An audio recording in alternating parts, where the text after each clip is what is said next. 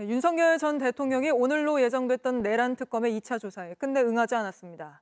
특검은 이번 주 토요일 오전 9시에 나오라고 사실상 최후 통첩을 날리며 이번에도 안 나오면 법원에서 영장을 내줄 거라고 생각한다고 강하게 경고했습니다. 바로 특검 연결에 자세히 알아보죠. 박현주 기자, 윤 전 대통령이 끝내 소환에 응하지 않았습니다. 이런 게 쌓이면 윤 전 대통령에게 당연히 불리하지 않겠습니까?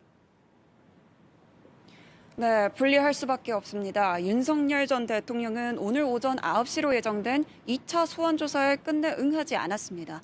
오는 3일에 있을 내란 재판에서 하루 종일 증인 신문이 예정돼 있는 데다가 건강상 문제로 휴식을 취한 뒤 이번 주말에 조사를 받을 수 있다는 이유를 댔습니다. 윤 전 대통령 측은 불출석 사유가 있기 때문에 출석에 불응했다고 볼 수 없다는 주장을 폈습니다. 앞서 특검은 지난주 윤 전 대통령의 첫 조사를 마치고 나서 이틀 뒤 다시 출석해 조사를 받으라고 했지만 7월 3일 이후로 조정해달라는 윤 전 대통령 측 요청에 출석 날짜를 오늘로 한 차례 미뤘습니다. 그런데도 오늘 조사에 나오지 않은 겁니다. 네, 그러면서 윤석열 전 대통령 측 요구대로 특검이 5일에 나오라고 했습니다. 그럼 이번에는 윤 전 대통령 응하겠다는 입장입니까? 네, 일단 특검팀은 출석 날짜를 다시 통보하면서 이번이 마지막이라는 경고까지 내놨습니다. 박지영 특검보는 브리핑에서 윤 전 대통령 측이 5일 이후에는 출석에 응하겠다고 말한 만큼 이번에도 불출석하면 법원에서 영장을 내줄 거라 생각한다고 밝혔습니다. 출석하지 않으면 체포영장을 청구하겠다는 뜻을 내비친 겁니다. 윤 전 대통령 측은 조사를 받겠다면서도 시간과 날짜를 통보하지 말고 협의해달라는 입장입니다. 또 출석 시간을 1차 소환 조사 때와 마찬가지로 오전 10시로 늦춰달라고 요구하고 있습니다. 출석 시간도 또 미뤄달라고 하고 있는 거군요. 윤 전 대통령 앞선 조사에서는 경찰 박창환 총경이 조사하는 걸 거부했었는데 특검이 2차 조사에선 어떻게 대응할 예정입니까?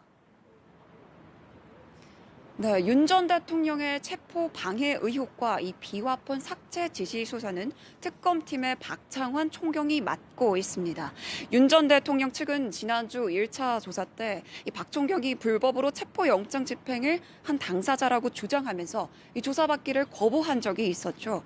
특검팀은 허위 사실 유포라며 이 윤 전 대통령 변호인단의 수사 방해 행위 수사를 위해서 경찰관 3명에 대한 파견을 요청한 상태입니다. 윤 전 대통령 측의 수사 지연 전략을 원천 차단하겠다는 뜻으로 풀이됩니다. 지금까지 서울고검 내란특검 사무실에서 JTBC 박현주입니다. 내란 특검은 윤석열 전 대통령이 평양에 무인기를 보내 북한과의 갈등을 조성하고 이걸 계엄의 빌미로 삼으려 했다는 외환죄에 대해서도 본격 수사에 착수했습니다. 오늘 무인기 납품 과정 전반의 실무자였던 국방과학연구소 연구원을 불러 조사한 걸로 파악됐습니다. 조혜연 기자의 단독 보도입니다. 북한은 지난해 10월 우리 군이 쓰는 무인기와 같은 기종의 무인기 잔해가 평양에서 발견됐다고 주장했습니다. 평양시 중심부에 대한 비라 살포에 이용된 무인기일 가능성이 높은 것으로 당시 군 당국은 확인해줄 수 없다는 입장을 반복했습니다. 지난해 12.3 계엄 이후 민주당을 중심으로 윤석열 전 대통령과 김용현 전 국방부 장관 등이 무인기 침투를 기획하고 지시했다는 의혹이 불거졌습니다. 북한과의 긴장 관계를 유도해 계엄의 명분으로 삼으려 했다는 겁니다. 그 뒤 윤 전 대통령과 김 전 장관은 북한과 모의에 도발을 유도했다는 외환 유치 혐의로 고발됐고 내란 특검 수사 대상에도 포함됐습니다. JTBC 취재 결과 특검은 오늘 국방부 산하 국방과학연구소에 연구원 정모 씨를 참고인 신분으로 불러 조사한 것으로 확인됐습니다. 무인기 전문가인 정 연구원은 국방과학연구소가 군 드론작전 사령부에 무인기를 납품하는 과정의 실무 담당자였던 것으로 알려졌습니다. 국방과학연구소는 지난 4월 북한이 공개한 무인기와 연구소가 개발해 납품한 무인기의 전체적인 형상이 매우 유사하다는 내용의 보고서를 작성했습니다.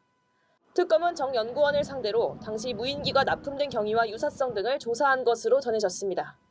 특검은 이번 조사를 시작으로 국가안보실이 무인기 침투 작전을 하달했다는 의혹 등 지금까지 제기된 윤 전 대통령의 외환 혐의 전반에 대해 확인해 나갈 방침입니다. JTBC 조혜원입니다. 내란 특검은 계엄 선포 직전 열린 국무회의 역시 집중 수사하고 있습니다. 특히 계엄이 다 해제된 뒤에야 뒤늦게 계엄 선포문에 서명한 게 윤석열 전 대통령 지시로 계엄의 위법성을 은폐하려 한 건 아닌지 들여다보고 있습니다. 윤 전 대통령 1차 조사 때도 이 부분을 추궁했는데 먼저 김태영 기자입니다. 지난해 12월 3일 밤 10시 27분 윤석열 전 대통령이 갑자기 선포한 비상계엄은 하룻밤 사이 국회 의결로 해제됐습니다. 그리고 바로 다음 날 대통령실에선 계엄이 적법한 것처럼 보이려 상황을 수습한 정황이 포착됐습니다. 당시 강희구 부속실장이 김주현 민정수석과 논의한 다음에 계엄 선포 문건을 사후에 작성한 겁니다. 이후 한덕수 전 총리는 이 문서 서명란에 부서까지 했다가 며칠 지나 사후에 한 게 문제가 있다는 취지로 말하며 회기 요청을 했습니다. 12월 8일 총리께서 부속실장에 전화하여 사후에 문서를 갖추는 것이니 없었던 것으로 하자고 하신 바가 있다고 하십니다. 혹시 기억하십니까? 네, 기억합니다.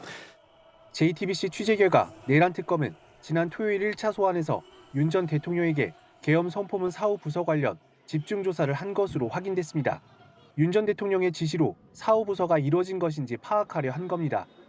윤 전 대통령은 앞서 탄핵 심판에선 강 전 실장이 문건을 만들었다고 선을 그으면서도 반드시 사전에 부서해야 하는 건 아니라고 생각한다고 말한 바 있습니다.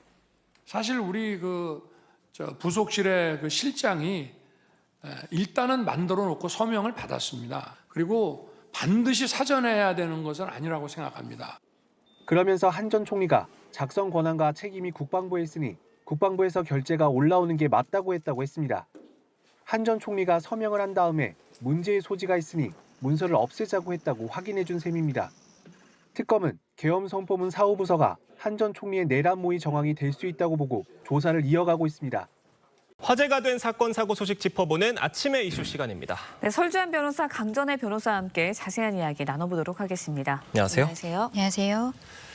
윤석열 전 대통령이 어제로 예정됐던 내란 특검의 2차 소환 요구에 응하지 않았습니다. 결국 특검은 이번 주 토요일에 출석하라고 다시 통지를 했는데요. 이번엔 출석 시간을 두고 신경전을 벌였다고 해요. 네, 말씀하신 것처럼 특검에서는 원래 어제 1일 오전 9시까지 2차 소환 요구를 했는데요. 근데 여기에 있어서 윤석열 전 대통령 측에서는 매주 월요일마다 내란죄 관련해서 재판을 받고 있기 때문에 증인 신문을 하루 종일 하고 있습니다. 그래서 그 이후의 조사까지는 며칠 시간을 달라라고 이야기를 하면서 1일이 아니라 5일이나 6일로 소환을 요청을 한 부분들이 있고 그 과정에서 결국 특검에서는 5일 오전 9시까지 나오라고 했는데요. 여기에 대해서 윤석열 전 대통령 측에서는 그동안에 검찰이라든지 수사기관이 보통은 10시에 조사가 시작이 되거든요. 이러한 이야기를 하면서 특검에서는 9시에 나오라고 하지만 윤 전 대통령 측에서는 10시에 출석하겠다 이렇게 이야기를 하고 있는 상황입니다. 네, 특검 측에서는 이번에 출석하지 않으면 체포영장 발부까지도 가능성도 언급을 하고 있는 상황입니다. 만약에요, 윤 전 대통령이 이번 주 토요일에도 출석을 하지 않거나 특검이 요구한 시간에 나오지 않는다면 앞으로의 수사에도 좀 불리한 거 아닌가라는 생각이 들어요. 아무래도 이제 피의자와 어떤 출석이라든지 조사에 대해서는 뭐 충분히 수사팀과 피의자 간에 뭐 조율을 할 수는 있다고 보입니다만은 저는 윤 전 대통령 측에서 보이고 있는 반응은 약간은 신경전으로 기싸움 이렇게 보이거든요. 근데 이러한 것들이 오히려 뭐 특검의 수사를 하는 입장에서 봤을 때는 좋은 인상을 주기는 굉장히 어렵다고 보입니다. 뭐 수사의 협조까지는 아니더라도 제대로 소환 시간과 또 소환 시간에 대비해서 어떤 충실한 조사가 이루어지냐. 지난 1차 조사에서도 오후에 무슨 또 조사를 하는 사람이 경찰이다. 뭐 이런 부분으로 오히려 조사를 거부하거나 이런 일도 있었기 때문에 계속적으로 어떤 수사의 본질에서 벗어나서 어떤 외형적인 부분으로 계속 이런 문제가 된다고 한다면 아무래도 윤 전 대통령 측에 좋은 어떤 결과는 없을 것이다. 저는 그렇게 봅니다. 윤 전 대통령 측에서 계속 어떤 적법 절차에 대해서 주장을 하면서 어떤 수사에 여러 가지 좀 반발을 하는 그런 모양새가 연출이 되고 있는데 거기 관련해서 잠깐 말씀을 드리면 윤석열 전 대통령 측에서는 1차 소환 때도 이제 뭐 지하 출입기를 통해서 출입할 수 있도록 해달라고 요청을 하기도 했습니다. 이게 인권보호 수사 규칙이라는 게 있거든요. 이게 문재인 정부 때 만들어진 것이고 이 과정에 있어서 수사의 전 과정에 있어서 검사는 피의자 이런 관계인들을 소환하고 이럴 때 피의자의 명예라든지 이런 것들을 보호하도록 노력하라라는 규정이 있는 것입니다. 이런 규정이 있기 때문에 과거에 조국 전 장관도 비공개 소환이 되기도 했었거든요. 윤석열 전 대통령 측에서는 이러한 규정이 있기 때문에 본인도 비공개 요청을 했었는데 그때 특검에서는 이번에 법익 같은 경우에는 개인적인 문제인 것이 아니라 국가적인 법익에 대한 사건이고 예. 또 피해자가 국민이기 때문에 여기에 대해서 받아들일 수 없다라고 이야기를 한 것입니다.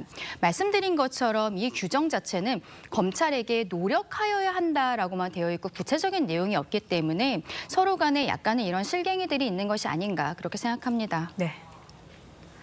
네, 뭐 김건희 특검과 해병대원 특검도 오늘 본격 이제 수사에 돌입을 할 예정입니다. 김건희 여사 뭐 연루된 인성군 구명 로비 의혹에 대해선 해병대원 특검이 일단은 먼저 수사를 시작을 합니다. 어떻게 보세요? 그렇죠. 왜냐하면 김건희 특검 같은 경우에는 김건희 여사를 중심으로 해서 조사를 하게 되는데 일단은 16가지가 수사 대상으로 되어 있습니다. 그런데 최상병 사건 같은 경우에는 김건희 여사뿐만이 아니라 윤석열 전 대통령 그리고 다른 사람들에 대한 조사도 이루어질 것으로 보이는데 이렇게 두 개의 특검이 서로 간에 좀 겹치는 부분으로 볼 수가 있어요. 최상병 사건 같은 경우에는. 그래서 최상병 사건 특검 측에서 일단은 김건희 여사와 관련해서는 먼저 조사를 하겠다라고 이야기를 하고 있고요. 김건희 여사 특검에서는 이제 16개의 조사를 팀별로 나눠서 하기 때문에 서로 지금 수사하는 과정이라든지 속도에 대해서 조율을 하고 있는 것으로 보입니다. 네, 알겠습니다. 이번에는 이재명 대통령 재판 관련 이야기도 살짝 해보도록 하겠습니다. 일단 뭐 법인카드 유용 의혹 재판 무기한 연기가 된 상황이거든요. 이제 쌍방울 대금 송금 재판도 연기될 가능성이 커 보인다는 이야기가 나옵니다. 왜냐하면은 같은 재판부가 관할을 하고 있기 때문인데 네. 어떻게 보세요? 네, 아무래도 이제 헌법 84조에 근거해서 지난 서울고법에서 먼저 이 결정이 이루어지고 예. 나머지 재판부에서도 같은 이유를 들면서 지금 재판이 대부분 추정되고 있습니다. 뭐 어차피 지금 이제 법인카드 유용 의혹이라든지 이 사건과 그다음에 쌍방울 대북송금 사건 같은 경우에는 준비기는 재판부에서 계속 진행을 하겠다. 단 어떤 다른 공범들에 대한 재판은 그대로 진행을 하되 이재명 대통령에 대한 재판은 이제 추후 연기를 하겠다라고 지금 결정을 내릴 것으로도 보입니다. 어제 공판 준비기일에서 뭐 공범들에 대한 재판은 이제 원래대로 진행을 하겠다라고 얘기를 하긴 했는데 공범으로 이제 되셔 있는 그분들께서 자신들의 재판도 좀 중지해달라 이런 목소리도 좀 나왔다고 해요. 그런데 이제 재판부에서는 그것은 받아들이지 않은 것이 만약에 이재명 대통령의 임기 5년이 지나서 재판을 진행하게 된다면 관련자들의 기억도 희미해질 것이기 때문에 그럼 실체적 진실을 찾는 것이 어려울 수 있다라고 이야기를 한 것이죠. 이재명 피고인 같은 경우에는 대통령의 신분이기 때문에 대통령의 직을 수행하기 위해서 특별히 이렇게 기일을 추정해 준 것으로 보입니다. 아쉽다라고 말씀드리고 싶은 부분은 이것은 결국 헌법 84조 불소추 특권에 대한 해석의 문제인데 이것이 헌법재판소에서 정식으로 결정이 나오기 전에 각 재판부가 이런 것을 추정이라는 그러니까 결과적으로 기일을 지정하지 않는다라는 거거든요. 이런 형태로 결정을 한 것은 국민들께서 보시기에도 좀 납득이 어려운 부분이 있지 않나라고도 생각합니다. 신 한 분이 나와 주셨습니다. 굉장히 바쁜 와중에 나오셨기 때문에 빨리빨리 진행하도록 하겠습니다. 박지원 의원님을 따뜻한 박수로 맞이합니다. 일찍 모셨어. 일찍 오셨네요. 오늘 법사위가 열리는데 아주 중요한 게 있습니다. 그럼 제가 아니면 또 안 돼요. 그럼 먼저 들어가시죠. 저는 들어가겠습니다. 중간에 오신 분한테. 네. 뭐 그래도 법사위원님이시니까 관련해서 저희가 좀 같이 이야기를 나눠보면 어떨까 싶습니다. 여쭤볼 게 저는 개인적으로 굉장히 많거든요. 진행을 좀 해도 될까요? 네, 말씀하세요. 좋습니다. 하나 유감스러운 것은 국회 본회의에서 법사위원장으로 이춘석 의원이 선출돼 버렸어요. 맞습니다. 이춘석. 간사라도 제가 한번 해보려고 경선하자. 그런데 김용민 전 수석 부대표가 또 자기가 한대요. 간사 출마도 못하고 지금 쫓겨온 거예요. 출마도 못하고 쫓겨. 이거는 이제 유머입니다, 여러분. 또 행여나 유머입니다. 아니, 나 진심이에요. 유머죠. 유머입니다. 유머입니다. 또 행여나 또 진지하게 받아들이지 않았으면 좋겠습니다. 정말 장난꾸러기죠. 장난꾸러기. 너무 재밌으셔. 꾸러기. 네, 고맙습니다. 자, 그럼 진행을 한번 좀 해보겠습니다.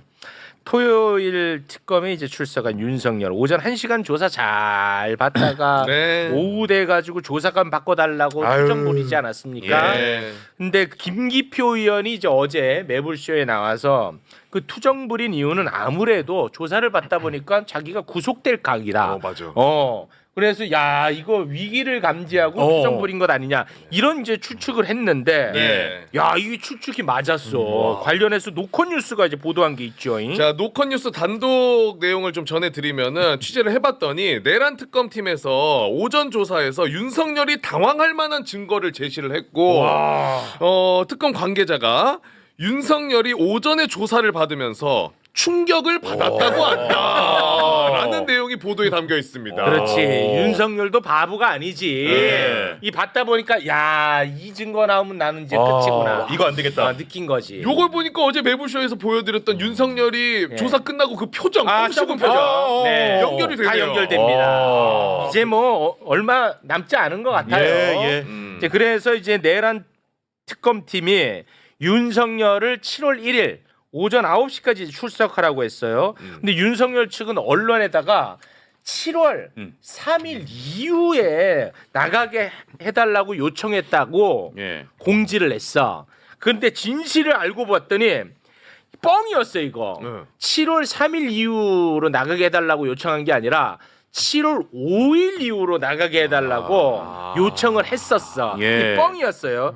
그런데 이제 특검은 시끄럽고 됐고 전략입니다. 그렇죠. 됐고 오늘 오전 9시까지 나와라 라고 한 거야. 근데 윤석열이가 끝내 안 나왔습니다. 그 이후 특검 단호하죠. 자, 이후에 오늘 이제 안 나오니까 오케이 안 나와. 너 5일 오전 9시에 다시 나와라. 다시 재통보를 하고 그러면서 이렇게 이야기를 합니다. 5일 출석 통지가 마지막일 것 같다. 그래도 불응할 때는 이제는 조치를 취하겠다. 약간 최후 통첩의 느낌이 납니다. 이제 너는 그 조치라는 게 체포거든요. 그러자 윤석열이 뭐라고 답했습니까? 그러니까 윤석열이 이야기를 하는 게 5일날 출석은 하겠다. 근데 자세히 봤더니 또 9시야? 시간은 좀 조율해달라. 또 잠투정. 잠꾸러기. 일찍 일어나라. 잠꾸러기. 이렇게 되고 있는 상황인데 윤석열이 이거 마지막까지 아주 껌껌이 다 투정 부리는 거 이거 어떡합니까? 왜 그래요? 그리고 저건 지금 윤석열 법꾸라지 법 기술자가 샤핑을 하는 거예요. 샤핑. 아니 자기가 무슨 백화점에 가서 옷 사러 갑니까? 술 사러 갑니까? 술 사러 좋습니다. 9시에 나오라고 하면 나가야지. 그렇죠. 10시에 나간다. 그리고 저는 이 자리를 빌려서 조은석 특검이 굉장히 잘합니다. 조은석 특검을 제가 잘 아는 사람이지만은 이렇게 밀려가면 안 된다. 안 나오면은 바로 체포영장을 청구하고 또 그러면은 윤석열이 나가겠습니다 하면은 법원에서는 또 나간다고 했으니까 체포영장 발부 안 해요. 그래서 결정적인 것을 잡아가지고 구속영장을 빨리 청구해서 그게 핵심이죠. 격리시켜야 된다. 그렇지 않으면은 지금 노란하는 거예요. 노란하는 거. 너무 훌륭한 지적이십니다. 의원님께서 중요한 말씀 해주셨는데 이 체포영장은 요건 자체가 소환 불능일 때 하는 거고 이제 구속영장은 도주 우려나 이제 증거인멸 우려를 가지고 하는 거기 때문에 체포영장 가지고도 이제 실갱이할 타이밍은 점점 지나가고 있다고 보고 저도 이제 구속영장을 통해서 이제는 신병 확보가 이루어져야 된다. 안 그러면 계속 저 법꾸라지 저 잔기술에 자꾸 그 휘말릴 수 있거든요. 그래서 이제는 좀 특검이 결단할 시간이 다가오고 있다. 뭐 특검이 근데 뭐 윤석열이 충격을 받을 정도의 뭔가 증거가 있다고 하니까 구속영장도 이 발부가 되지 않을까 기대를 좀 한번 해보도록 하겠습니다. 그러니까 이렇게 중형이 선고될 게 예견되는 사람은 도주 우려가 있다고 보거든요. 그래서 영장이 발부될 가능성이 높기 때문에 전 특검이 잘 준비해서 저 구속영장을 빨리 좀 쳐주기를 좀 바라고 있습니다. 그것보다도 증거인멸의 우려도 가장 높잖아요. 그렇습니다. 지금도 그렇게 하고 있고. 그런데 조은석 특검 정신 차리세요. 단호하시네요. 대한민국을 위해서 단호하십니다. 아니 그건 용서할 수가 없죠. 너무 고맙습니다. 김건희도 저렇게 둬서는 안 돼요. 윤건희 즉 윤석열 김건희는 하루속히 구속해서 우리 세상과 격리가 돼야 대한민국의 평화가 옵니다. 저 윤석열 전 대통령 특검 출석하는 거 가지고 이제 특검팀하고 피의자인 윤석열 전 대통령하고 이제 충돌이 좀 있는데 또 이제 어제 이제 불응했고 내일이 저 마지막이 아니라 2차 소환 통보일입니다. 그런데 시각을 가지고도 난 양측에 저 기싸움이 좀 있어요. 만약에 특검이 정한 게 내일 아침 9시거든요. 그때 윤석열 전 대통령이 출석하지 않으면 그러면 특검팀은 바로 체포영장 청구해야 된다 이렇게 보십니까? 아 죄송합니다. 5일입니다. 5일. 죄송해요. 내일이 아니라 5일. 예.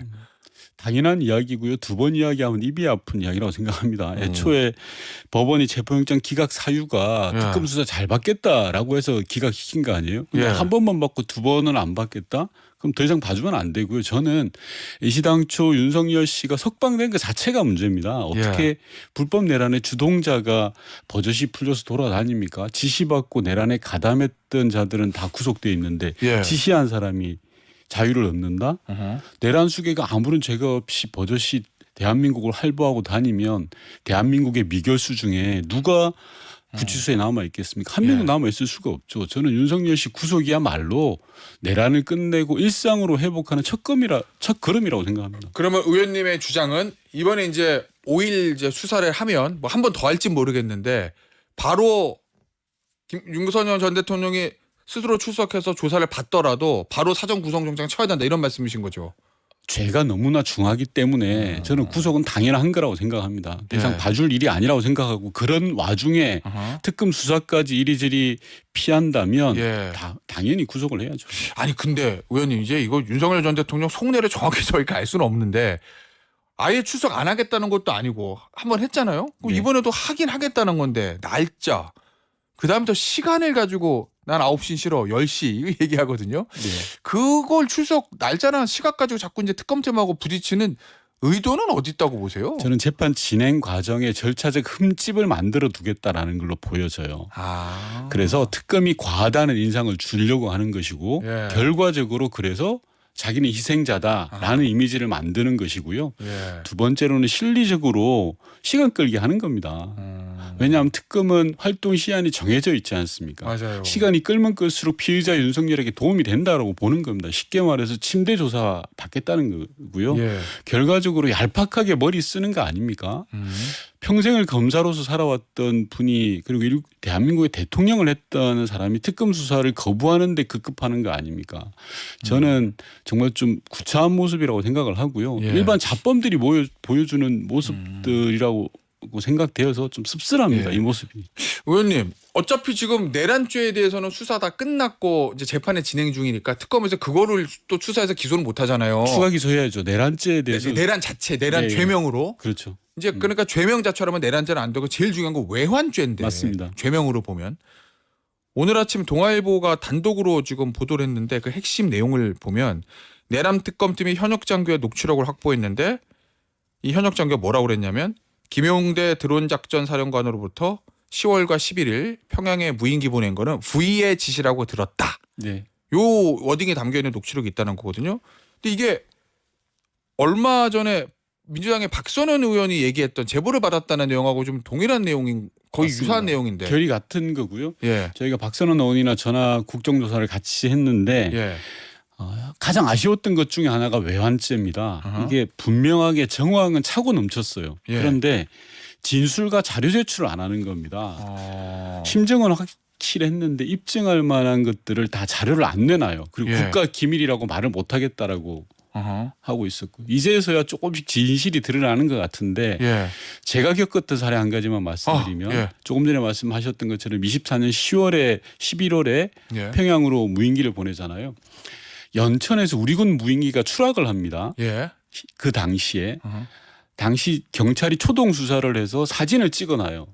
근데 곧바로 군에서 와서 그 모든 것들을 다 가져갑니다. 그래서 제가 경찰에게 야 우리 군의 무인기 사진을 제출해 달라고 했더니 결사코 못하겠다고 하는 거예요. 위에서 막는다. 그래서 제가 열람을 해봤거든요. 근데 그 사진 속 우리 군의 무인기가 북한이 평양에서 발견한 무인기랑 쌍둥이처럼 똑같아요. 아 그래요? 흡사해요. 이게 무슨 일입니까? 그럼 이게. 그것 때문에 사진이 유출되는 거 위에서 막았다 이렇게 보시는 거군요. 그럼요. 그런데도 끝까지 버티더라고요. 그런데 이제 그런 진실들이 이제 하나씩 나오는 거고 만약에 윤석열 씨가 자신의 이익을 도모하기 위해서 북한의 도발을 의도적으로 유도했다.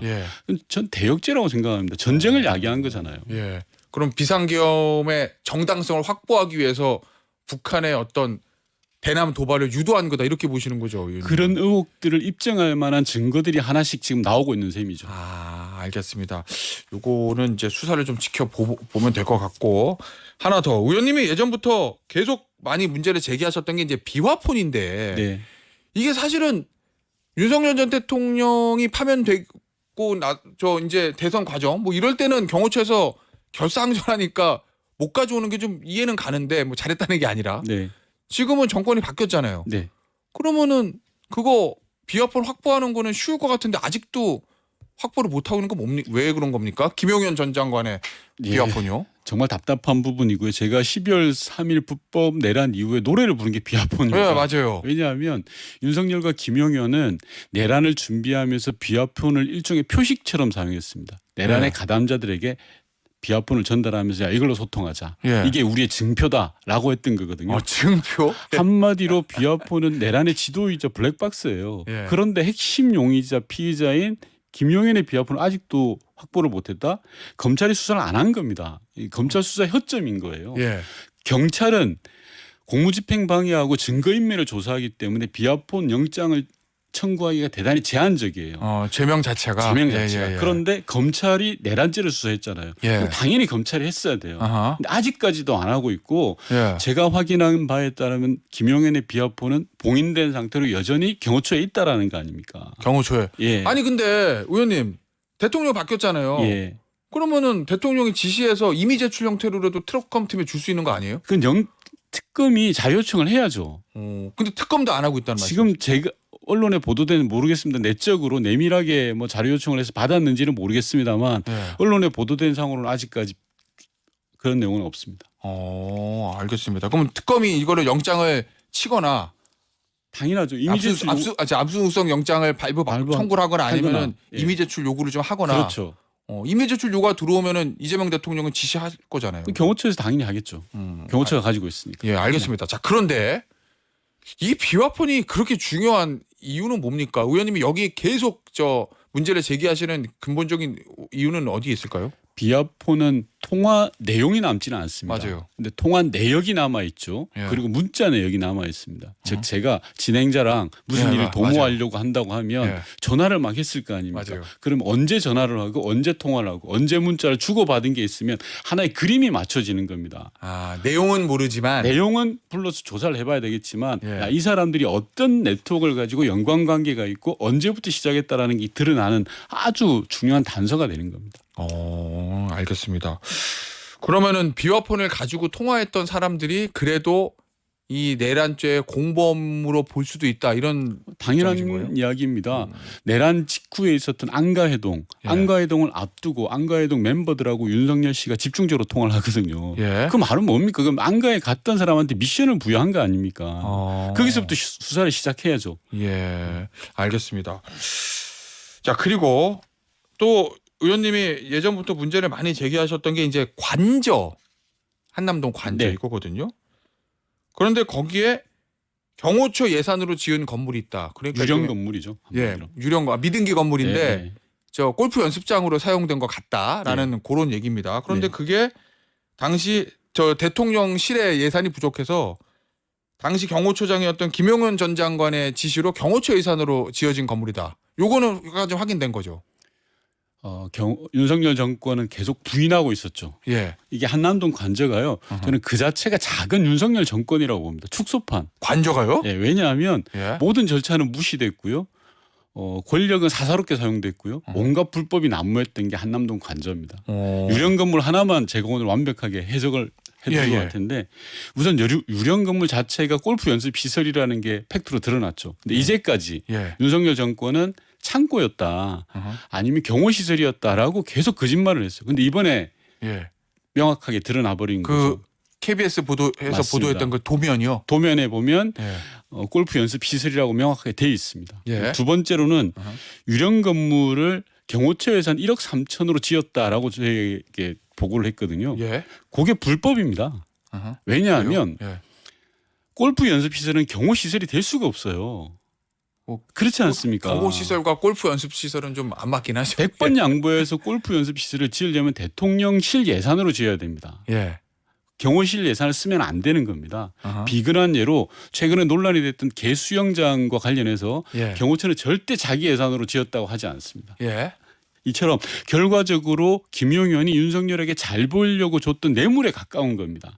써야 될 예산이 아닌데도 썼기 때문에. 세 번째, 유령 건물은 이중계약 또는 이면계약의 의혹이 굉장히 많습니다. 왜요? 왜냐하면 계약서상으로는 1억 3천 공사거든요. 그런데 실제로는 훨씬 돈이 더 많이 들어갔다는 겁니다. 골프 연습시설을 만드는데. 그렇게 많이 들어가나? 네. 정황 증거도 제가 제보 받은 게 있습니다. 따라서 이면 계약 또는 이중 계약을 해서 부족한 부분을 메꿔줬다라는 제보를 받았습니다. 업자한테요? 예. 혹시 의원님 그 업자가 그냥 예를 들면 뭐 그냥 뭐 우리 경쟁 입찰한 게 아니라 뭐 수의 계약하거나 뭔가 특정인과 관계 있는 업체 뭐 이런 데인가요? 그렇습니다. 정말요? 그리고 네 번째 이면 계약과 이중 계약을 통해서 예산을 누가 조달했을 거 아닙니까? 그러면 1억 3천인데 돈은 훨씬 더 많이 들었으니까 그 돈이 어디서 왔냐는 거는 지금 크게 세 가지로 의심을 하고 있습니다. 첫 번째가 국정원 또는 경호처의 특활비. 이게 꼬리가 없는 돈이니까요. 두 번째가 시공사가 현대건설입니다. 현대건설이 하청을 줬지만 현대건설을 윽박질러서 팔을 비틀어서 만들었을 가능성이 있습니다. 쉽게 말하면 대기업한테 경호처가. 세 번째 좀 싸게요? 아니요. 그러니까 원래 예를 들어서 한 4억짜리인데 야 1억 3천만 받고 해라고 했을 가능성이 있는 거죠. 세 번째는 경호처가 불법 전용을 해서 예산에 불법 전용을 해서 소위 말하는 일종의 비자금 같은 걸 만들어서 집행했을 가능성도 있습니다. 그래서 이게 제가 아까 말씀드린 것처럼 한남동 관저 유령 건물 자체가 윤석열 작은 윤석열 정부다 축소판이다라고 보면 됩니다. 모든 게 불법이고 이 절차를 지킨 게 하나도 없어요. 그 KBS 단독 보도고 한겨레에서도 이제 공사비의 출처가 국정원 특활비일 가능성도 있다. 뭐 이런 제가 말씀드린 세 가지 경우의 수 중에 한 가지를 한겨레가 이야기한 거죠. 근데 의원님 이제 궁금한 게 대통령 관저에 골프 연습장 만들면은 국민들이 뭐 썩 좋아하진 않겠지만 그래도 그게 아주 뭐 큰 불법은 아닌데 만약에 대통령실 예산으로 그냥 정상적으로 경쟁 입찰해가지고 골프 연습장 지었으면 큰 문제는 충분히 이야기할 수 있죠. 아니라는 거잖아요. 국민들에게 소통을 하고 대통령의 체력 단련을 위해서 골프를 좋아한다. 그래서 이런 예산을 만들어서 했다라고 하면 충분히 용납이 되지 않겠습니까? 국민들께서도. 그런데 지금은 절차를 지키지 않았어요. 등기조차도 하고 우어갑니다. 두 번째는 예산을 다른 곳에서 전용했다는 겁니다. 써서는 안 되는 경호처 예산을 쓴 거죠. 사실상의 뇌물인 거예요. 그리고 세 번째는 예산이 부족한 걸 다른 곳에서 부정한 방법으로 돈을 마련해서 집행을 했다라는 거죠. 근데 의원님 궁금한 게 그 이제 말씀하신 대로 그냥 절차대로 했으면 골프 연습장 거 그렇게 뭐 크게 욕 먹을 것도 아닌데. 욕은 좀 먹어야죠. 그죠? 그게 욕을 안 먹을 짓은 좋아는 안 했겠지만 국민들이. 이렇게까지 하는 이유는 그럼 뭐라고 왜 이렇게까지 했다고 보세요, 의원님? 거짓말이 쌓이니까 거짓말로 거짓말을 덮은 겁니다. 처음에 제가 골프 연습 시설을 문제 제기했을 때 정진석 전 비서실장이 뭐라 그랬냐면 창고다 그랬습니다. 제가 아는데요. 가봤어요. 저한테 그랬어요. 의원님 안 와보셨잖아요. 전 가봤는데 예전에. 그건 창고예요. 라고 했고 제가 다음에 경호처장을 다시 또 혼을 내니까 죄송한데 그건 경호시설이에요라고 이야기합니다. 거짓말을 하다 보니까 거짓말이 거짓말을 낳고 의혹이 더 커지는 겁니다. 아니 그리고 일부 보도 보니까 또 공사비 못 받았다는 인테리어 업체도 있다는 것 같은데 이거는 무슨 얘기입니까? 모든 문제의 출발점이 용산 이전에 있습니다. 무리하고 조속적인 이전을 하다 보니까 문제가 생기는 건데요. 무리한 이전을 하다 보니까 예산이 부처에 없지 않습니까? 그러다 보니까 이곳저곳에서 예산을 끌어온 거예요. 행안부 예산도 막 끌어왔어요. 심지어 열심히 일하는 공무원들 출퇴근 버스 있잖아요. 그 예산까지 전용해서 한남동 관제에 박은 겁니다. 두 번째는 무허가 업체를 시공업체로 정하다 보니까 엎친 데 덮친 격으로 문제가 더 커진 거예요. 그리고 세 번째 이것도 문제인데 경호처의 부당한 관행이 한몫한 겁니다. 관행이요? 경호처는 업무 특성상 한 업체랑 오랜 기간을 해왔어요. 뭐 그럴 것 같아요. 왜냐하면 보안을 유지해야 되니까. 뭐 그럴 수 있겠죠. 그러다 보니까 비합리적이고 비상식적인 방법의 계약을 체결하기도 하고 그게 쭉 누적돼 왔던 것 같아요. 그러면은 한남동 관저 더 용산 이전을 졸속으로 하니까 예산이 부족하니까 그러니까 대통령실 예산으로 골프 연습장 할 돈은 없고 네. 그러는 경호처 예산 또는 국정원 특활비를 끌어다 썼다 이런 말씀이시군요. 그렇죠. 그런데다가 무자격 업체를 세워놓으니까 예. 돈이 더 들어가는 거죠. 그죠. 공사 네. 잘못되면은 또 저 하자 보수하고 네. 해야 되니까 이런 말씀이시구나. 예, 알겠습니다. 요것도 그러면 이제 특검에서 수사해야 된다고 보세요? 맞습니다. 이거는 김건희 특검의 수사 대상입니다. 그래서 김건희 특검이요? 예, 한남동 관저 의혹과 관련해서는. 예. 네, 그래서 알겠습니다. 예, 알겠습니다. 그럼 김건희 특검은 좀 지켜보도록 하고 의원님 이런 말씀하셨더라고요. 내란 수사의 핵심 방향은 검찰이 쳐둔 가두리를 벗어나야 된다. 검찰도 내란에 연루되어 있다. 이건 어떤 의미세요? 검찰이 내란의 핵심 피의 대상자죠. 왜냐하면요. 잘 생각해 보십시오. 불법 내란을 수사할 때 초기 국면을 보시면 검찰과 경찰이 굉장히 갈등을 일으킵니다. 수사의 주도권을 놓고. 예. 그렇지 않습니까? 그러다가 어느 날 갑자기 김용현이 자기 발로 검찰로 걸어가면서 검찰이 주도권을 쥡니다. 예. 당시에 초기에 검찰이 그려놓은 그림 그대로 쭉 진행됐다라는 게 제가 주장하는 가두리 수사라는 겁니다. 단적인 예가 검찰 출신인 민정수석 그리고 어제 퇴임의사를 밝힌 총장 심우정 총장 조사 제대로 안 받았습니다. 그리고 언론사 단전단수 지시를 이행했던 이상민 전 장관 조사 제대로 안 했거든요. 이런 부분들이 검찰 가두리 밖에 있는 수사 대상인 겁니다. 그래서 이번 특검은 검찰이 쳐놓은 그 벽을 넘어서야 되는 겁니다. 초기에 검찰이 자기네들 빠져나가기 위해서 끊어놓은 선 이걸 넘어서는 게 특검의 역할이라고 생각합니다. 알겠습니다. 마지막 질문 될 것 같은데요. 계엄 선포문 2번 작성했다는 이제 보도가 있었어요. 네. 총리하고 대통령 비서실하고. 예, 이건 왜 그랬다고 보세요? 뻔한 거죠. 증거 조작한 거 아닙니까? 불법 내란의 근거가 없으니 사후에 그 근거를 만들어 놓자라고 대통령실과 총리가 담합해서 정말 중범죄를 저지른 거죠. 저는 정말 어떻게 그렇게 범죄를 저질러 놓고 대선에 출마해가지고 국민들에게 한덕수 전 총리가 표를 달라고 했는지 정말 그 멘탈 정신세계 이해가 안 됩니다. 한덕수 총리도 내란 특검의 주 피해자다? 피해자입니다. 왜냐하면 증거를 조작한 거 아닙니까? 물론 그걸 나중에 뭐 파쇄했다고는 합니다만 증거 조작에 가담했던 거잖아요. 적극적으로. 이런 부분들이 내란 특검에서 밝혀야 될 부분입니다. 지금까지 더불어민주당 윤건영 의원이었습니다. 김기표 의원과 주요 정치 현안 살펴보겠습니다. 의원님 어서 오세요. 안녕하세요. 경기도 부천시을 국회의원 김기표입니다. 반갑습니다. 이 특검 이슈부터 바로 좀 들어갈게요. 윤석열 어제 소환에 불응했습니다. 특검에선 5일 출석을 통보했는데 이 상황 어떻게 보고 계십니까?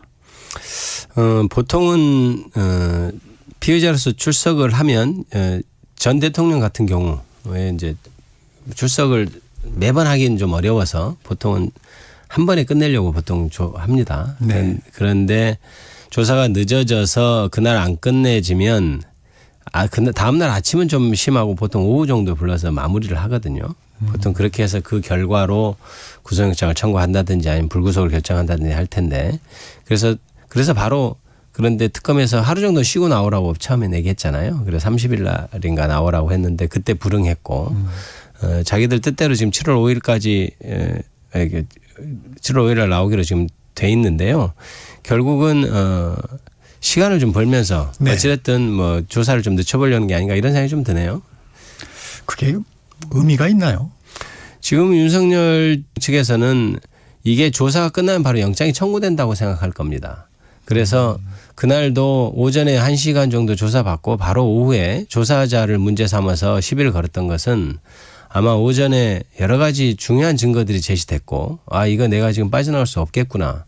곧 구속되겠구나 이렇게 생각했을 가능성이 높아요. 그렇다면 이 조사가 완결되면 바로 영장이 청구되고 다시 내가 구속되는 거 아닌가 이렇게 생각하고 있을 가능성이 높아서 최대한 할 수 있는 것은 시간을 좀 끌고 조사를 좀 늦춰보고 이런 것이 지금 할 수 있는 최대한이라고 생각할 겁니다. 뭐 그런 말도 있지 않습니까? 왜 군대 갔다 온 사람 다시 가는 꿈만 꿔도 힘들다고 하듯이 원래 구치소가 한번 갔다 온 사람이 더 힘들다고 그런 얘기를 좀 하거든요. 그래서 그런 상태에서는 아마 마음이 굉장히 괴로울 겁니다.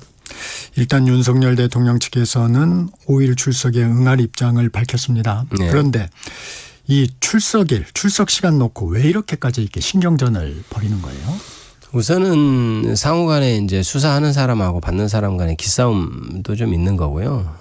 특검이 요구하는 대로 원하는 방향대로 가지 않겠다 이런 의사를 좀 표시한 것이라고 봐야 되고, 그다음에 자기들이 좀 대비할 시간도 좀 충분히 필요하다 이렇게 느끼고 있을 가능성이 있어요. 그러니까 처음에 이 수사에 대해서 보통 피의자들은 자기들이 좀 숨길 수 있다고 생각하는 경향도 있거든요. 그래서 그런데 첫 번째 조사해 보니까 내용이 굉장히 들어오는 칼이 날카롭다 이렇게 생각해서 대비도 했을 가능성도 있고, 그다음에 본인이 좀 회복을 해서 충분히 다시 조사를 좋은 컨디션 하에 조사받고 싶다 이런 생각도 있을 겁니다. 그래서 최대한 늦추는 것이 지금 윤석열 전 대통령 입장에서는 나은 거죠. 그리고 이게 수사라는 게 쇠풀도 당김에 뺀다고 바로 탁탁탁 치고 가는 맛이 있어야 수사하는 팀에서는 힘을 받거든요. 네. 그래서 자꾸 늘어지고 하면 수사하는 쪽에서도 힘들어요.